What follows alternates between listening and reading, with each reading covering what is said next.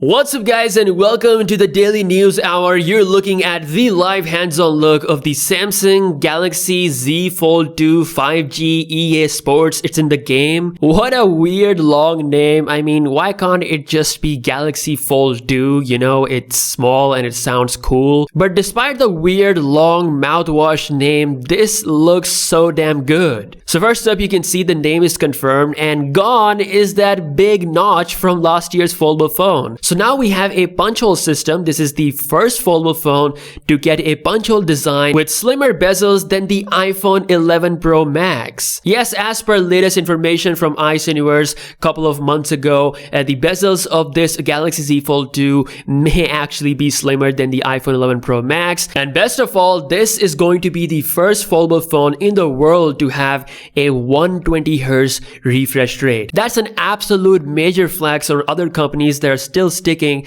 to 60Hz, while Samsung is doing 120Hz on its foldable device. Is absolutely crazy. Like I said, if you're bringing something close to $2,000 in 2020, it has to have everything, and 120Hz display is a must. Now inside, we're gonna see the Qualcomm Snapdragon 865 Plus chip. Like all foldable phones, Qualcomm chipset will be there, as they are the best and better than what Samsung currently produces on its own. We actually have some information on that later on in this video, but yeah, the Galaxy Z Fold 2 is looking pretty good. Samsung is set to bring some new software features as well, and I know it's not featuring the S Pen, but still it's going to be a really good device. Samsung is the only major foldable smartphone brand that is working closely with Google on this, so you can definitely count on Samsung when it comes to the software advantage. All in all, the Z Fold 2 is looking pretty good. It is confirmed by Samsung's official trailer that the Z Fold 2 will be announced at the Unpacked event live on August the 5th, so I'm super excited for that. Of course, we're going to see the Note 20, the Note 20 Ultra,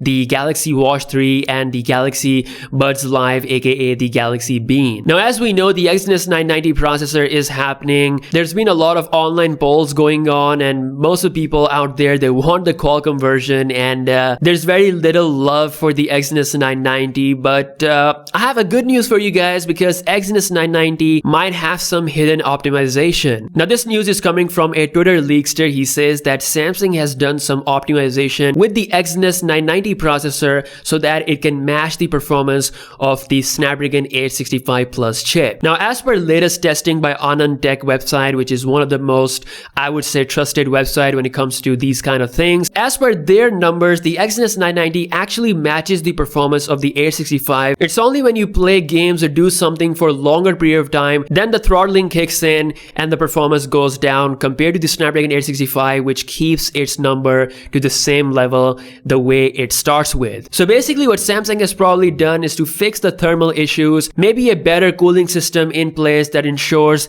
that Exynos 990 sustains the best performance without any throttling issue. Again, only time will tell if that actually is true. I will be doing my own testing, comparing it to the Exynos 990 of the S20 Ultra, and possibly with the Snapdragon 865 of other devices such as the OnePlus 8 Pro and the Oppo Find X2 Pro. So whether it is fixed or not, the time will tell, but it is nice to see that there is something done with the Exynos 990 processor. Also, we have a news regarding the OLED situation. If you guys remember this brand name BOE, they had deals going on with Apple and Samsung with iPhone 12 and Galaxy S21 OLED panels, but because the quality was not up to Samsung standards and also Apple standard, both of these major brands dropped BOE on its head, and they're like, no, we don't want to work with you, which is why Samsung Display will be responsible for about 80% of the displays that you're gonna see on the iPhone 12 series this year. According to the new report coming from South Korea,